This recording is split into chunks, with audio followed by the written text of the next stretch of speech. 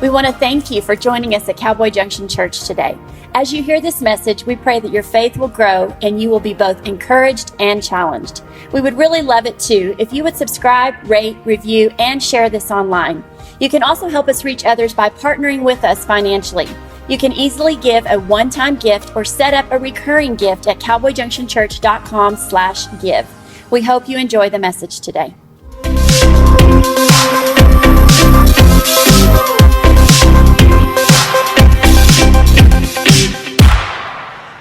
I watch that breakthrough roll in now 4 times, and I get chicken skin every time I see it. No, I do. Look at my arms right now. And it just gets me excited about this next series that we're going to do because we're going to be talking about the breakthrough that Pastor Andy prophesied over Cowboy Junction. And what does it look like? Everybody wants the dam to break, but the question that he asked us was, what's behind the dam? And if the dam broke, what prayers, what sowing, what belief, what faith have we filled that reservoir with so that when the dam does break, what's going to come out of it? And that's where we're going. And this is kind of cool because we've got this message and the next message. Next week's our last message in this series, What Does a Good Life Look Like? So for everybody here at Cowboy Junction, that this is your first time to Cowboy Junction, you're kind of figuring some stuff out. Let me explain this. This series is us studying the books of wisdoms and taking a look at the ancient teachings that have showed us the God way of doing the right thing. Now this question, let me just be very clear. This is a very offensive question, especially in today's day and age. And the reason why this question can be so offensive is because out in the world we live in, if you ask 12 people what a good life looks like, you might get 12 different answers. Well, I think it's this, and I think it's this, and I think a good life is this, and I think a good life is this. And you might have someone who says, I think a good life is this, and then the flip side is somebody completely looking at it in a completely opposite opinion. And then now all of a sudden the tension is started. And because of the tension of this is what I think a good life looks like, all of a sudden the controversy takes place. And so very few people even know that you can ask this question. In fact, even think about it. When was the last time you were in a conversation when somebody felt the freedom to ask this? And it's because there's so many opinions out there of what a good life looks like. Okay? So why do we get to ask this question in church? And this is kind of the interesting thing. If you're in the room and you don't even believe in God, you're here accidentally, you're here just because somebody invited you, I am just really thrilled, really excited that you are here. So you might say, well, why do you get to ask this question? And the reason we want to search out this question is because the ancient scriptures, the books of wisdom, Proverbs, Ecclesiastes, and Job, really focus on answering the questions of doing something that actually brings something great into our life, okay? And there's these little proverbs found in Proverbs that are these little one-liners full of negatives and positives. And a fool looks like this, but a wise man looks like this. And it's meant to get you uncomfortable. And so we've been covering all kinds of different topics, okay? And let me just say, today's message is a little bit different than any of the other topics that we have covered. When you walked in today, you might have noticed the sign that was outside that said, hey, parental warning, PG-13, okay? We just want you to know that today's message has some parental content in it that unless you want to have that conversation with your kids about what we're going to talk about, you should probably go now. And it's not a big deal. It's like just get up, go out, sit in the lobby, and if at any point you're like, I think we're going to leave today, just come back next week. It's going to be great, okay? And now CG is so much fun on stuff like this, okay? Because I'll text her and I said we should probably put the parental guidance sign out. And so she comes into my office 9 o'clock in the morning. Okay, she comes in and she goes, hey, on the parental guidance, what if we have somebody, this is totally CG right here, what if we have somebody that just might say that, how do we know? How do we know if our kids should sit in on this message? How should we know? Okay, maybe I'm exaggerating a little bit. And she goes, and I go, well, what do you mean? She goes, well, what if we have somebody go, I don't know whether I should bring my kids in or not. And I go, okay, tell them this. Do you trust Ty? And she goes, oh, that's good. That's really good. Yes, CG. What else? What if they don't trust you? I go, okay. It's a great question. That's a great question. If they don't trust me, then they should probably say, hey, listen, we'll listen to it on the podcast, or we'll listen from outside and then leave from there. But I just want to let everybody know it's not too late. You can get up now and go. But if you trust me, your kids might have questions later, and that's okay. You just send them my way. And I've got friends who can talk to them, and we'll get them broken really good, okay? But listen, it will be a great day. We're going to talk about sex. Okay? And it's because Proverbs is full of wisdom about sex. Now, if you're in the room and you're like, man, if I knew we were going to talk about this, I wouldn't have come. No. Trust me, you want to be here. If you came to really search out the heart of God, okay, there isn't a better subject that we're not going to, there's not going to be any condemnation today. There's going to be thought. There's going to be investigating Scripture. We're going to be asking, what does a good life look like when it comes to sex? And I have a little disclaimer I'm going to throw out after we take a look a little bit at Scripture and what does Proverbs say, because I'm fully aware of something you may not think that I'm aware of, and we're going to get to that next, okay? But I want to look at, what does Proverbs say? What does Proverbs say about sex? Okay, well, let's just jump right in. It really cuts to the point. Proverbs chapter 6, verse 32. This is the kind of stuff you find in the ancient Scriptures, okay? And it says this, he who commits adultery lacks sense, okay? And he who does it destroys himself. And the reason why it's so harsh is because it's wanting to get your attention. It's talking to people who are on a slippery slope to disaster, okay? And Proverbs and the author of Proverbs, and the way that God used the author of Proverbs was to just be that jolt before you get to no man's land. And this is a no man's land scripture trying to get your attention and say, hey, just about that abrupt. If you commit adultery, would you know adultery is sleeping with another man's wife or another wife's husband. But it doesn't just stop there. If you're loose with sex, if you don't take sex seriously, the greatest treasures you will ever experience in life, okay? And that seems kind of like extreme, but go with me here. Some of the greatest treasures you will ever experience in life come from the gift of sex that God gives us. I mean, think about it. Our kids are a blessing to us. You're going to get to be a grandparent someday, and some of you are experiencing the blessings of being a grandparent. Some of you, let me just say, some of the coolest stories I've ever heard. There's this really cool couple. I hope I can tell you the story someday, the whole story. They were going through the darkest time of their entire life.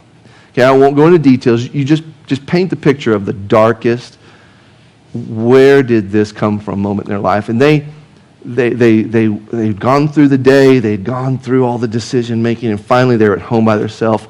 And the wife turned to her husband and said, you know, this usually causes families to be destroyed.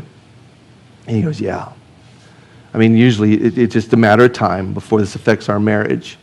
And he goes, yeah. And she goes, I want to make a decision right now that our marriage is going to stay strong through this. And he goes, I was just thinking the same thing. We got to make a decision right now. Our marriage stays strong.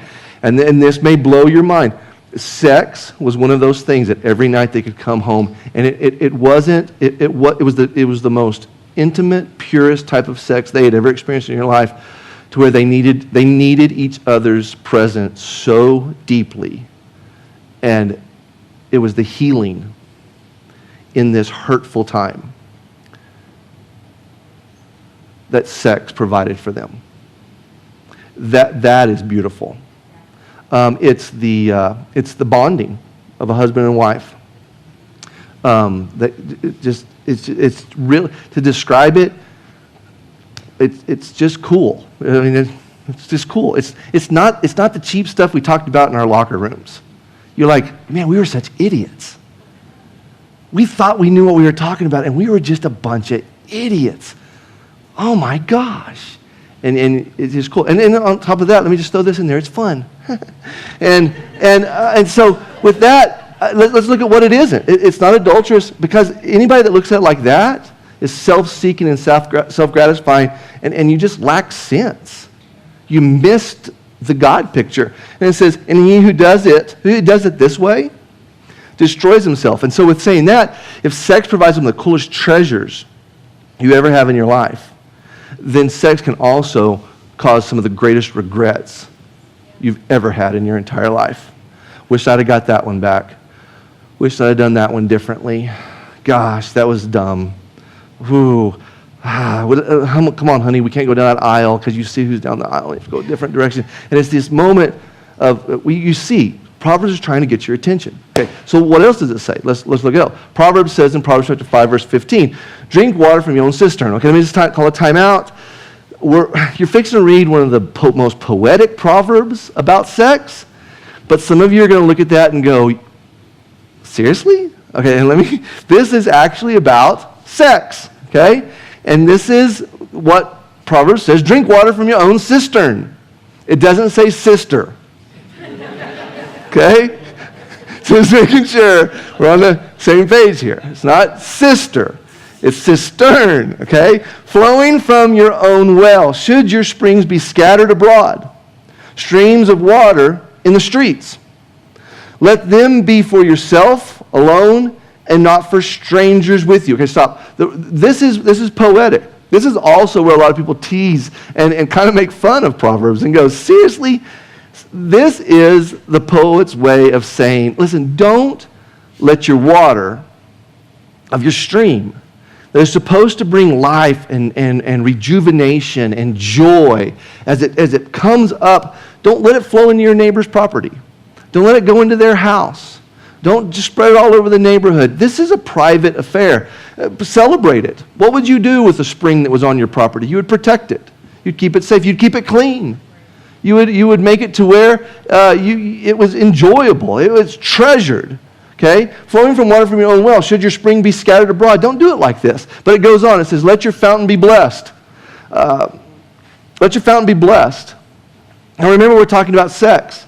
It's saying, listen, let sex be the blessing that it's supposed to be in your life. You're at different seasons in your life. Okay? And in every season, there's this place where this fountain is supposed to bring a blessing. There's a time to say no. There's a time to say yes. There's a season for all things. Let whatever season you're in, let sex be a blessing in your life, whether you're saying no in the season you're in or yes. Okay? And rejoice in the wife of your youth. A lovely deer, a graceful doe. Let her breasts fill you at all times with delight. It doesn't say there, hey, you should really not like sex with your wife. It's saying here, your pastor should stand up in front of you from the pulpit in the microphone, recording it on the computer, and tell you it is supposed to be fun. Your pastor is supposed to turn to you and go, me and your pastor's wife, we like it. Okay? And you shouldn't be embarrassed by that. There should be discretion. I don't want to get rude. But there are people right now, like, can he say that? Shut up. He's fixing to use the word breasts.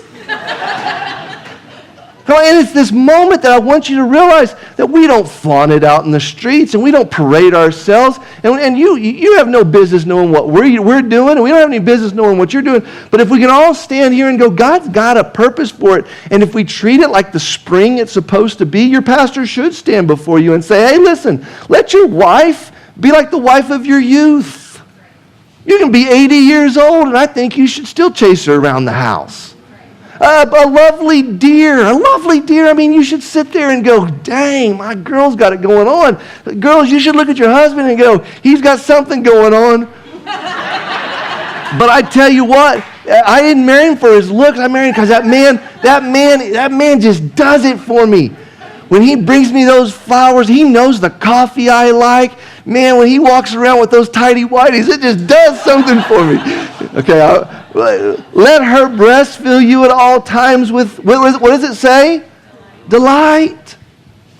With delight. I hope for the single people in the room go, man, y'all married people are fun.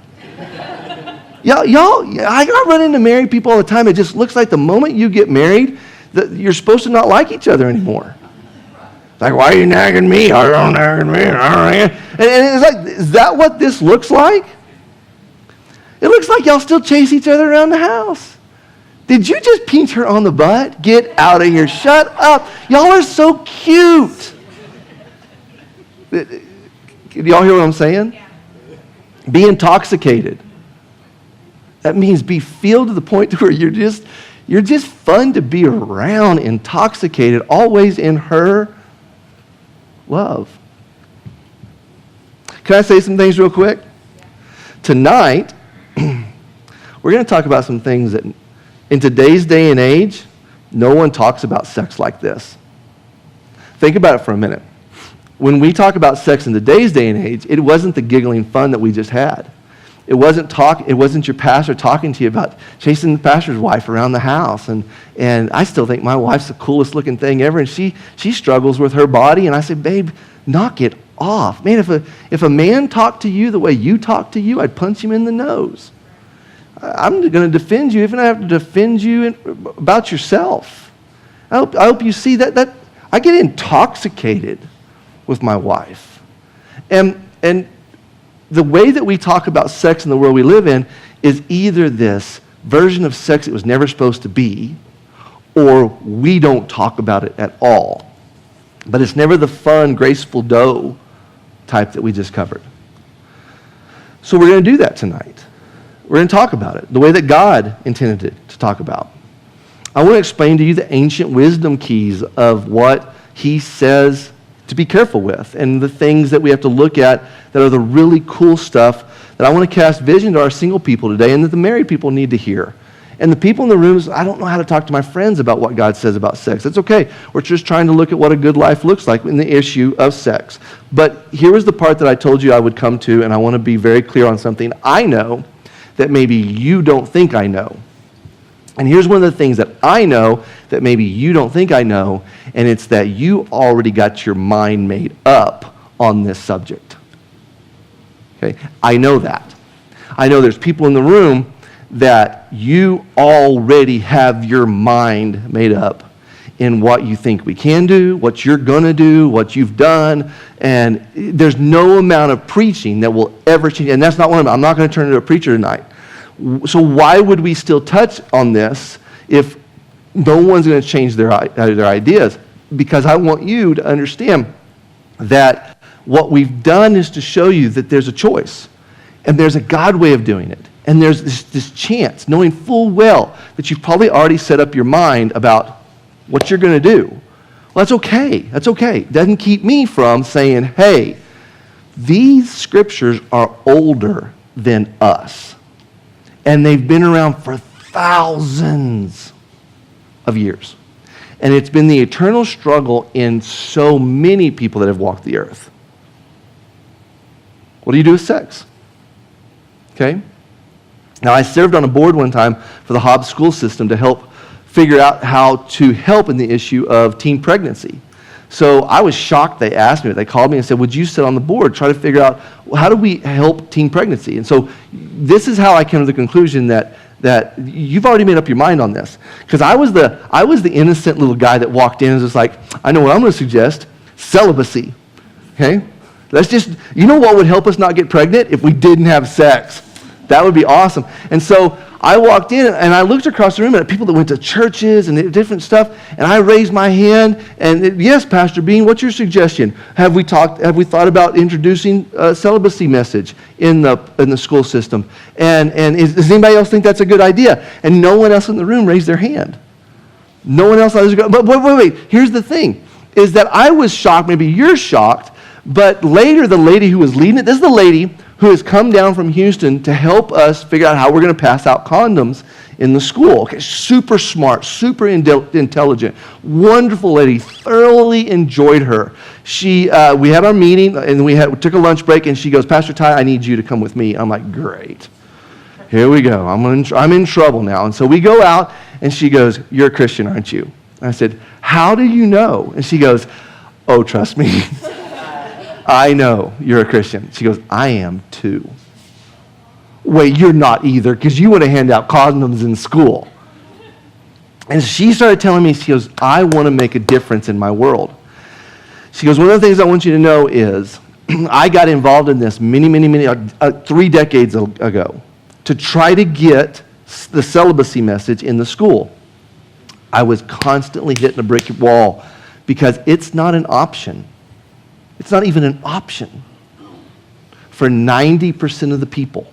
Our statistics showed, the mathematics showed 90% of the people doesn't even see it as an option, which means that the 10% that would even consider it is wrapped up of 9% that's probably going to shift over this way and 1% who is even going to do it. And she goes, so I had to make a decision. Am I here to preach a message no one's going to do?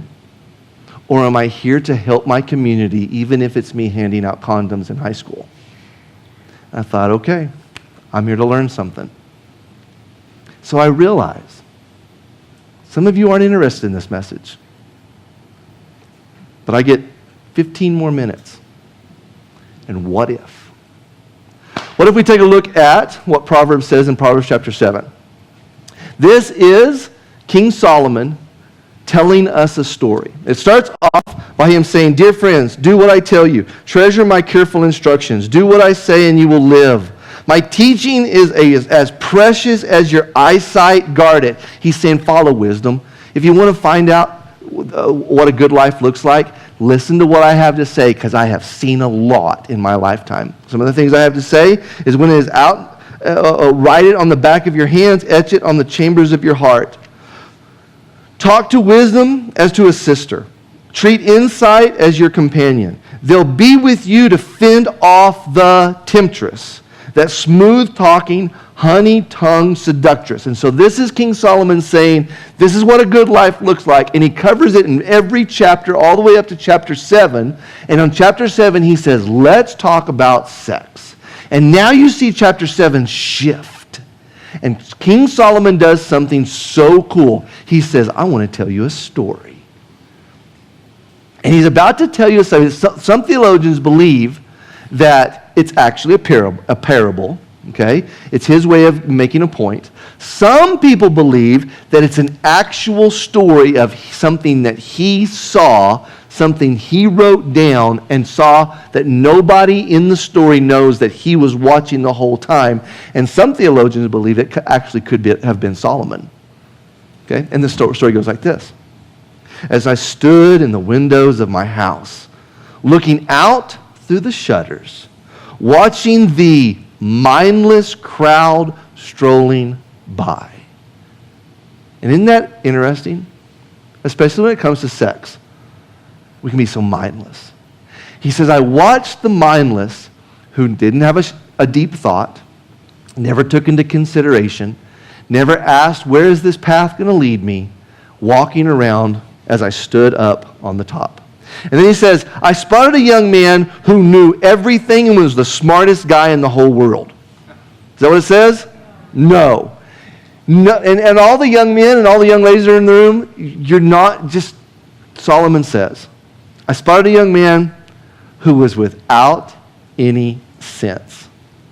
Arriving at the corner of the street where she lived, then turning up the path to her house, it was dusk.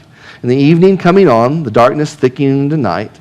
And just then a woman met him. She'd been lying in wait for him, dressed to seduce him. Brazen and brash, she was restless and roaming, never at home.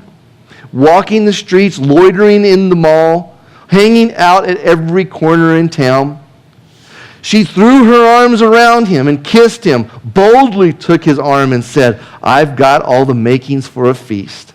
Today I made my offerings, my vows are all paid, and so now I've come to find you, big boy, hoping to catch sight of your face, and here you are. And what's interesting about this, I have to pause, is that we think that the seductress is going to come woo you in, and she's going to come from all the places except church. Except all of these signs point that she just came from church, asked for forgiveness, made the offering, has a brand new start, and she goes to look for you. Interesting. I've spread fresh, clean sheets on my bed, colorful, imported linens. My bed is aromatic with spices and exotic fragrances. Come, let's make love all night. Spend the night in ecstatic lovemaking. Y'all didn't know this was in the Bible, huh? My husband's not home. Dun, dun, dun. He's away on business, and he won't go back for a month. Soon she has him eating out of her hand, bewitched by her honeycomb speech. And then you see the shift again take place. And he poetically begins to explain the heart of what chapter 7 says. Before you know it, he's trotting behind her like a calf led to the butcher shop, like a stag lured into ambush and then shot with an arrow, like a bird flying into a net, not knowing that its flying life is over. So, friends, listen to me. Take these words of mine most seriously. Don't fool around with a woman like that. Don't fool around with anyone like that. Don't become someone like that. And don't even stroll through her neighborhood. Countless victims come under her spell. She's the death of many a poor man. She runs a halfway house to hell and fits you out with a shroud and a coffin. Now, let me tell you, you could be in this room, not even a believer, but still there's wisdom in this to where you can say, I think you have to be a believer to get that. But there could be some still issues that you take from out there and bring them in here, and you would go, okay. But our culture, everybody say culture. Our culture would say, hey, listen, what about this myth? Sex is only physical. And so our culture hears the story, and like, that's a really cool story, and it makes kind of good sense. And I guess every one of us should start thinking about who we're sleeping with, and we should be smart. I get that out of Proverbs chapter 7. Okay, so why don't we take that momentum and just talk about why would culture now pull you back after you just heard wisdom, and we continue to do it differently than how God intended for sex to be. And this is one of the myths in our culture, that sex is only physical. It's just two buddies helping each other out. I mean, honestly, seriously. Seriously. It's hard to watch a TV show right now without just this casual sex. It's hard to watch a movie. And can you all imagine watching movies right now with the teenage boys? It's like, we're going to watch this greatest movie ever. It's going to be awesome. Okay, we're going to fast forward. Okay, now we pick up where we left off, and we fast forward, and we pick up where we left off. And it's just hard not. My mom used to say, no, we're not watching that movie. You can't watch a movie now without having the fast forward button there, you know? And it's become this thing about sometimes it's just so casual, even in the physical side of it. Well, I was thinking about this. And if I turn to you, even if you believe this, it's just physical. It's just physical. It's no different than two friends. It's no different than, anything else that's just normal in our society. Sex is anything but normal. And sex is physical, but it's so much more. And I want to show you some things I've thought about. If sex is just physical, and the rules to it being physical are as long as nobody gets hurt and as long as nobody gets pregnant, then it's okay. Here's the problem I have. When a child gets sexually molested, I know this goes off deep quick, but go with me here. This is the things I deal with. When a kid gets sexually molested, do you turn to that kid and treat him the same way as if he just got beat up in the parking lot? And if a kid got beat up in the parking lot, or if a kid got beat up on the playground, you'd go grab him, you pick him up, you look at him, you dust him off, and you go, dude, I got beat up too when I was little. And you check his scars, and he's bleeding a little bit, but he's going to be fine. And you turn to him and you go, hey, dude, you just got to shake it off. He's got to shake it off. And if a kid got beat up, that would probably be the advice you'd give him. But if a kid got sexually molested, would you give him the same advice? Dude, you just got to shake it off. Happened to me when I was little too. You okay? All right, go get them. And you wouldn't. Because it's not just physical. Okay? If a woman got raped, and all the ladies who rallied around her, if she got beat up by her husband, would you rescue her, get her to a new home, set her up, and then she basically would let her wounds heal. She would turn to her kids and say, we're going to redo, we're going to change life, and you go do it differently. It was horrible. I would never want a woman to be physically hurt. But if she was raped, would you just turn to her and say, hey, you got to move on? You would want to, but it's different. Because rape isn't just physical. Because sex isn't just physical. Do y'all know that some of the people's biggest regrets in life have been sexual? Because it wasn't just physical. It was spiritual. It was emotional. And it was physical. And listen, this is important for us to talk about, because how do we talk to our friends about this? And how do you see this in the world we live in? And you're constantly being bombarded. Guys, it's just physical. It's just consensual. But down in your heart, you're like, no, I see it differently. So we're going to wrap this up, okay? And we're talking about what does a great life look like. And I want to show us in what does Paul say about it, okay? And Paul says in 1 Corinthians chapter 6, some really cool stuff. You may want to write this down. You may want to take a look at it. I'm not here to change your mind. I'm just here to kind of put some stuff in front of you. And maybe, just maybe, you will start to see that you can live life with fewer regrets. You can live life with a greater understanding, and you can start being able to make a decision. What if I did it God's way? And I'm going to go to verse 18, but we're going to go to verse 16, we're going to go to verse 19, verse 20, but I want to start here, okay? Right here it says, flee sexual immorality. Now, if you want to know what is sexual immorality, you can go to chapter 7. In chapter 7, the whole first part talks about, hey, sex is meant for a husband and wife. Sex is meant for a couple that is married. You can look at it, you can read it. This is God's plan, okay? I know you may go, that's old-fashioned. Okay, call it what you want. God does have a plan for it, okay?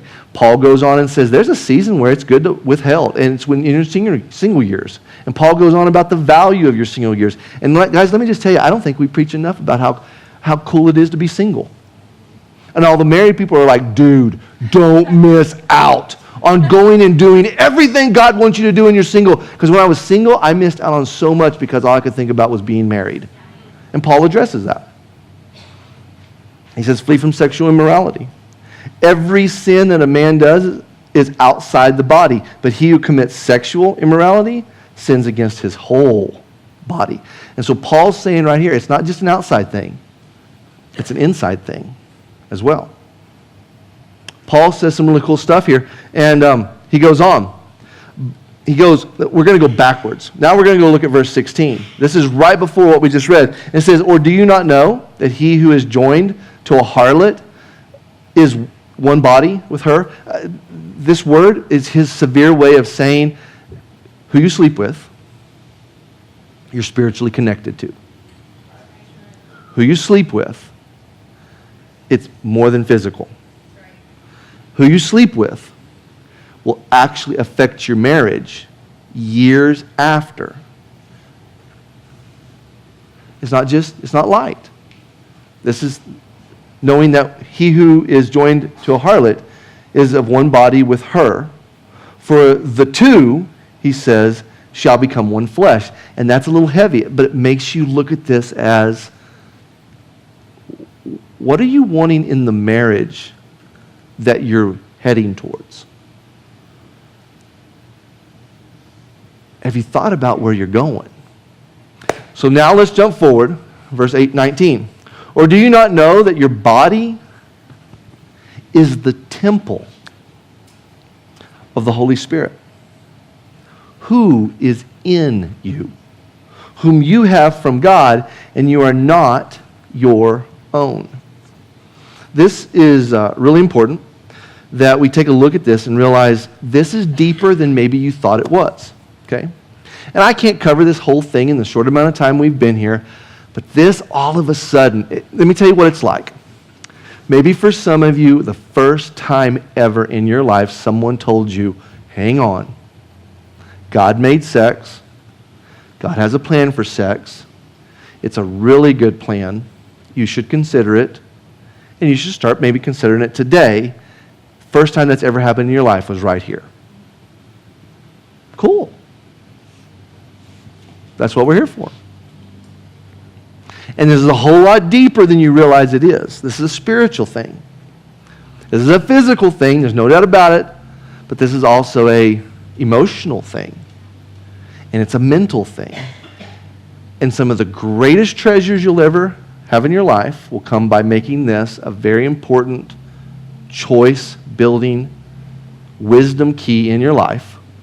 But some of the greatest regrets you'll ever have in your life is because you didn't take this key, wisdom key, spiritual choice-making ability seriously. So I'm going to wrap this up. I'm going to wrap this up by just saying a few things. You may be here and say, Ty, it's great that you think this, but I'm going to think my way. Okay, before you go, I'm going to throw one more thing in there. Sex is not just a matter of personal preference. Sex is about God's divine design. And I really want you to think about that.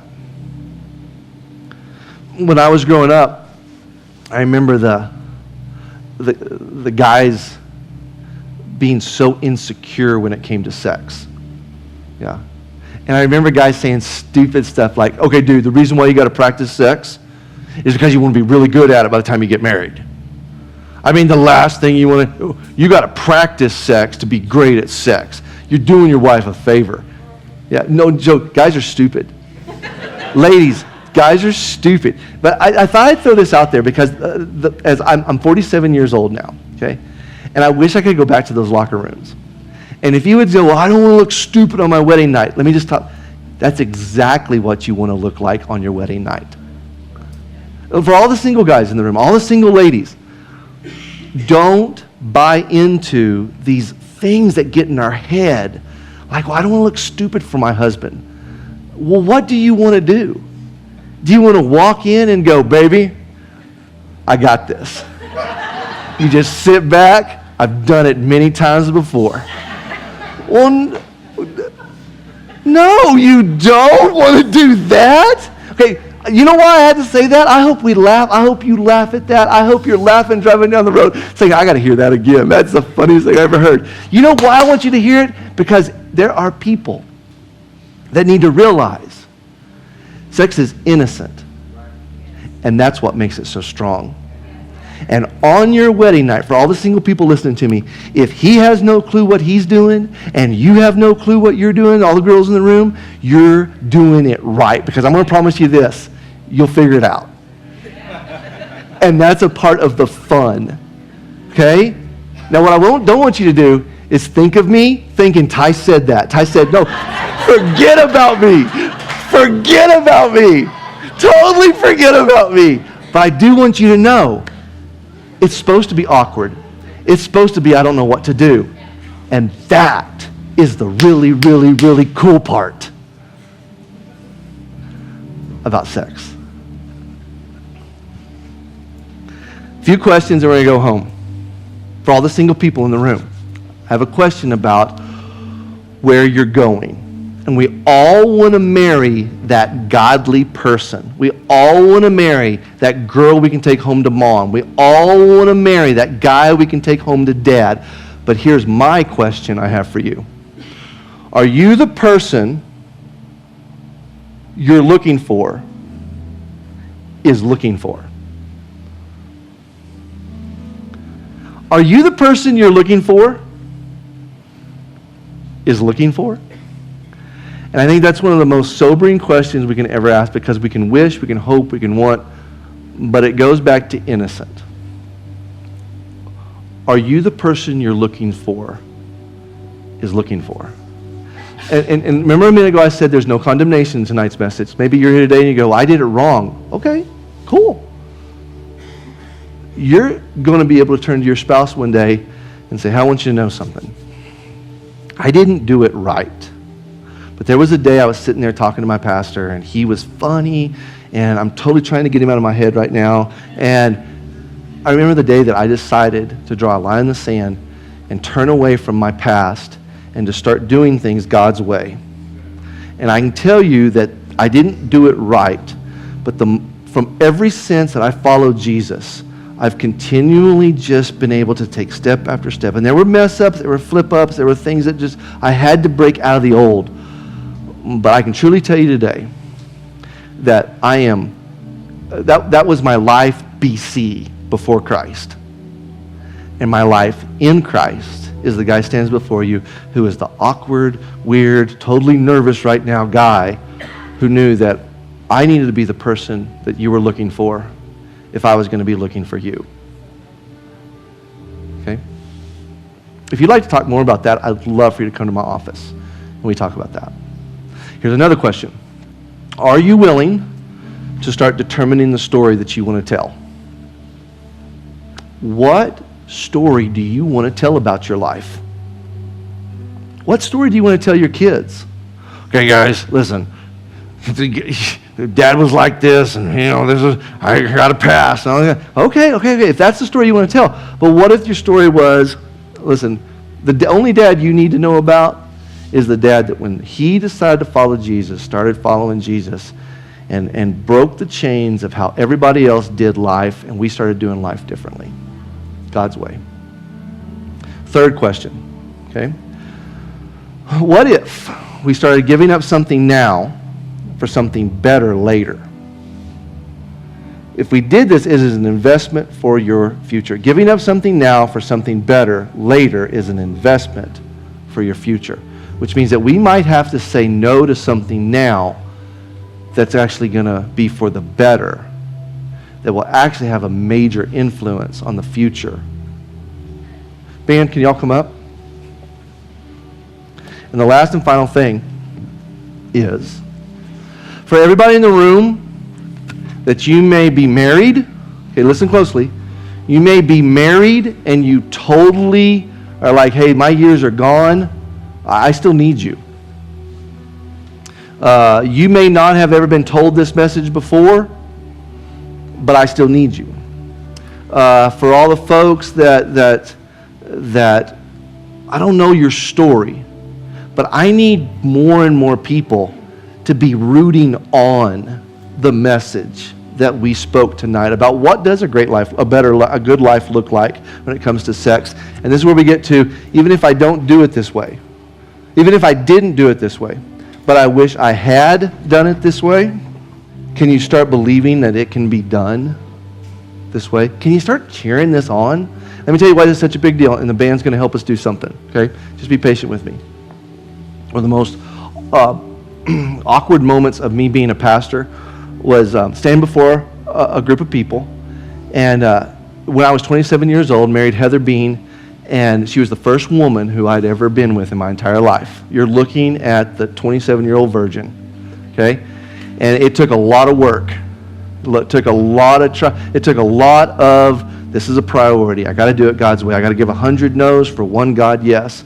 I choose God's path. I choose God's path, okay? And seriously, I turned to my wife, and this was my decision. It was my decision. I told that at church one time, and I had a man come to me that was in our church, and he came into my office, and he goes, okay, I call bull crap. Seriously, just like that. And I said, what? And he goes, ain't no way a guy can do that in today's day and age. I said, I did it. And he goes, you're a liar. I said, are you seriously? Are you serious? He said, I'm telling you, it can't be done. And I said, dude, I think I'd have known. I didn't do it. And he goes, it can't be done. And they quit our church. You can't make stuff like this up. Seriously. And what do? What you do is you stand before the rest of the congregation and you go, guys, I need you to start believing that it can be. I need you to start telling your kids, hey, me and mom didn't do it this way, but we see that God's plan is way better than our plan, and it can be done. And we didn't do it like this, but we wish we'd have known we could do it like that. So this is my plea as a pastor. Even if you didn't do it this way, but you wish you had done it this way, can you start believing it can be done this way? Okay, so stand to your feet. How do we do tonight?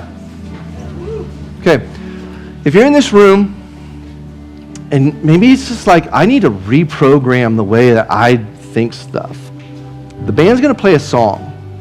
And this song's been specifically picked out because we're believing God for healing. Maybe a different change of thought. Let this song kind of talk to you about where God wants to take you from here. Let's sing it.